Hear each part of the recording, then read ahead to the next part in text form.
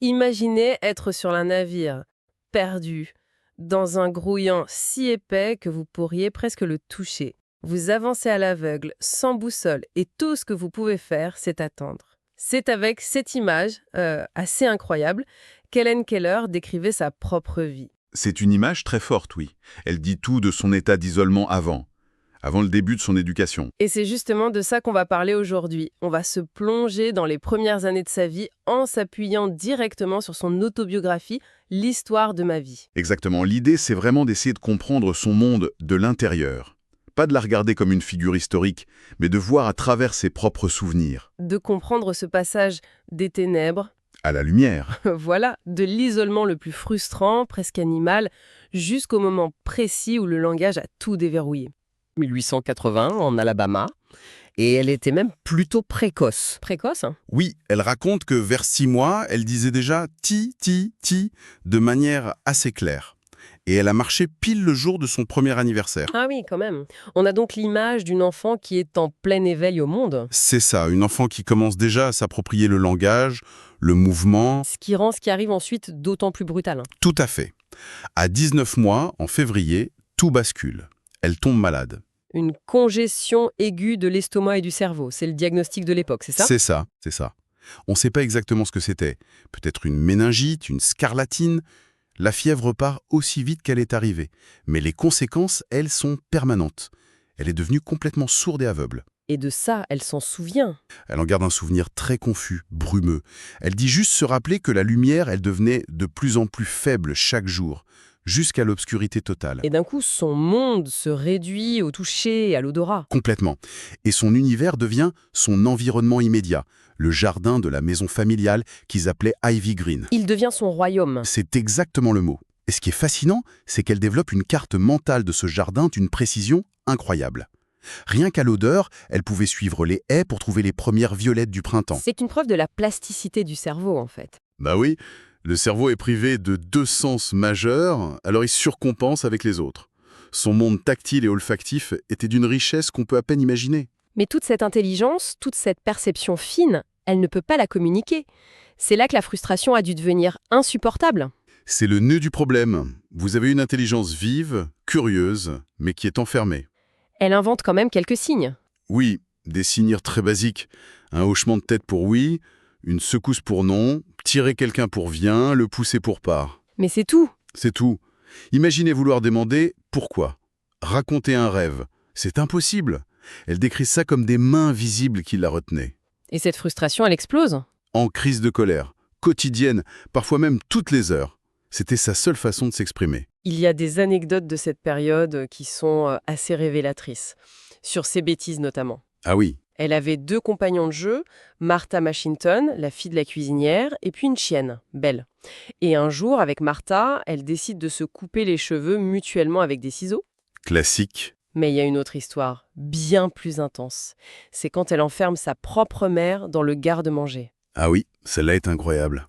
Et elle reste là à attendre. Oui, elle s'assoit sur les marches du porche, elle sent les vibrations des coups de sa mère contre la porte, et elle raconte qu'elle riait aux éclats. Et sa mère est restée enfermée combien de temps? 3 heures. C'est terrible.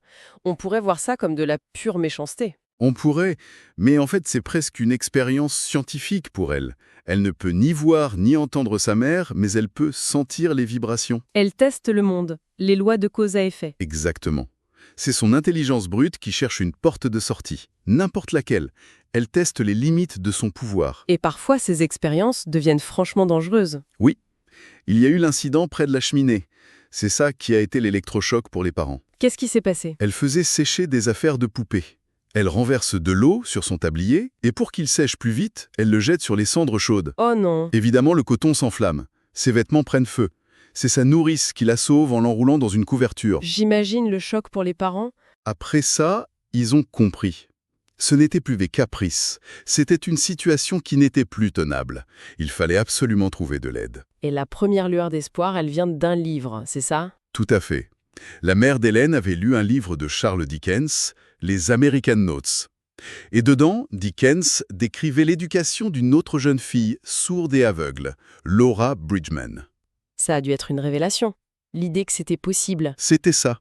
Pour la première fois, il y avait une solution envisageable. Et c'est là que commence leur quête. Oui. À 6 ans, il l'emmène à Baltimore, voir un grand spécialiste des yeux. Qui ne peut rien faire pour elle, malheureusement. Non. Pour ses yeux, c'est sans espoir. Mais il leur dit la chose la plus importante. Votre fille est intelligente. Elle peut être éduquée. Et il les oriente. Il leur conseille d'aller voir un certain docteur Alexander Graham Bell, à Washington. L'inventeur du téléphone. Le même. Et à cette époque, Bell est une célébrité. Mais il est aussi très engagé dans l'éducation des sourds. C'est une cause personnelle pour lui. Sa femme et sa mère étaient sourdes, je crois. C'est exact. Ce n'était pas juste un inventeur, c'était un homme d'une grande humanité. Et cette rencontre, pour Hélène, c'est un tournant. C'est un moment capital.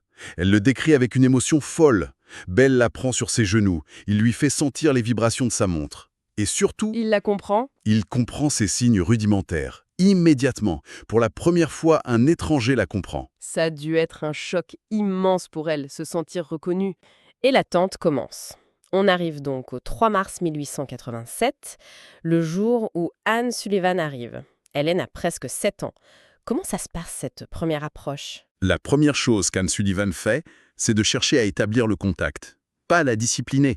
Le lendemain de son arrivée, elle lui offre une poupée. Et pendant qu'Hélène la touche, la découvre, Anne prend son autre main, Et lui épelle DOLL, Popée. lentement, dans sa paume. Mais à ce moment-là, pour Hélène, ça n'a aucun sens, j'imagine. Aucun. Elle le dit elle-même. Je ne savais pas que j'appelais un mot, ni même que les mots existaient. C'était un jeu de doigts. C'est ça, une imitation de singe, selon ses propres termes. Elle apprend la mécanique du signe, mais le sens, le concept derrière, n'est pas là. C'est ce clic qui manque. Et ce fameux clic, il ne vient pas tout de suite. Non, loin de là. Pendant des semaines, c'est un apprentissage mécanique. Et la tension monte, Autour de quel mot? principalement autour de 2 mots. Mu, la tasse, et water, l'eau. Elle les confond tout le temps. La frustration revient. Elle explose. Un jour, la leçon s'éternise. Anne insiste. Hélène n'en peut plus. Et c'est là qu'elle prend la poupée. Il la fracasse par terre. Oui. Et elle raconte avoir ressenti une vive satisfaction. C'est glaçant, parce qu'elle ajoute « Je n'éprouvais ni tristesse, ni regret Parce que dans son monde sans mots, ses émotions n'avaient pas de nom, de consistance. ». C'est ça. C'était des sensations brutes, primaires. Et c'est juste après ce moment de destruction qu'Anne l'emmène dehors. Vers le fameux puits. Exactement. Anne Sullivan a cette intelligence de ne pas rester dans l'affrontement. Elle la sort. Elle marche jusqu'au puits, quelqu'un pompe de l'eau. Et là, Anne a une idée de génie. Elle prend la main d'Hélène. Elle met une de ses mains sous le jet d'eau froide. Et dans l'autre main, elle se met à y peler. Encore et encore, water. D'abord lentement. Puis de plus en plus vite. Et là, tout s'arrête. Toute l'attention d'Hélène est concentrée sur ces 2 sensations en même temps. L'eau sur une main, les signes dans l'autre. C'est le moment de la révélation. C'est le moment. Utilisons ses propres mots. Ils sont irremplaçables. Soudain, j'ai ressenti une conscience brumeuse, comme quelque chose d'oublié. Et, d'une manière ou d'une autre, le mystère du langage m'a été révélé. Incroyable. Le clic. C'est le clic. Elle continue. J'ai alors su que « water » signifiait cette chose merveilleuse et fraîche qui coulait sur ma main. C'est la parole qui éveille son âme, comme elle le dit. Cette parole vivante a éveillé mon âme, lui a donné la lumière, l'espoir, la joie, l'a libérée. C'est une véritable explosion cognitive. Et après ça, elle a soif d'apprendre. Une soif inextinguible. Elle veut un nom pour tout. Elle touche le puits, la barrière, Anne. Anne lui épelle « teacher », enseignante. Et à la fin de la journée, Elle avait appris 30 mots. Mais surtout, elle avait compris ce qu'est un mot. Le concept même du langage. si on résume, ce n'est pas juste un nouvel outil de communication pour elle. C'est bien plus profond. Ah oui, c'est la naissance de la pensée abstraite. Avant, un objet n'existe que quand elle le touche. Après, l'objet existe dans son esprit grâce aux mots. Exactement. Elle peut penser à la poupée sans la tenir. C'est ce qui l'a connectée au monde, aux autres et à elle-même. Le navire a trouvé sa boussole. Il a trouvé sa boussole et ses cartes pour naviguer. Le monde a enfin un sens. Les objets frémissent de vie, c'est ce qu'elle écrit. C'est une réaction en chaîne. Son univers passe d'une série de sensations décousues à un ensemble cohérent, organisé. Et c'est ça qui va lui permettre de nommer ses émotions et de sortir de cet état où il n'y avait ni tristesse ni tendresse. Pour finir, il y a un détail qu'elle mentionne dans ses mémoires qui est assez vertigineux. Oui, c'est une piste de réflexion fascinante. Elle écrit que pendant ses 19 premiers mois avant de tomber malade, elle avait appris quelques mots. Et l'un de ces mots était Water, L'eau. Elle se souvient même avoir continué à faire un son, wah-wah, pendant un temps après être devenue sourde et aveugle. Ce qui pose une question incroyable sur ce qui s'est passé au puits. Exactement. Est-ce que cette révélation, c'était une découverte totalement nouvelle, ou est-ce que c'était le déverrouillage d'un souvenir enfoui depuis presque 6 ans? Un écho de son tout premier contact avec le langage. Voilà.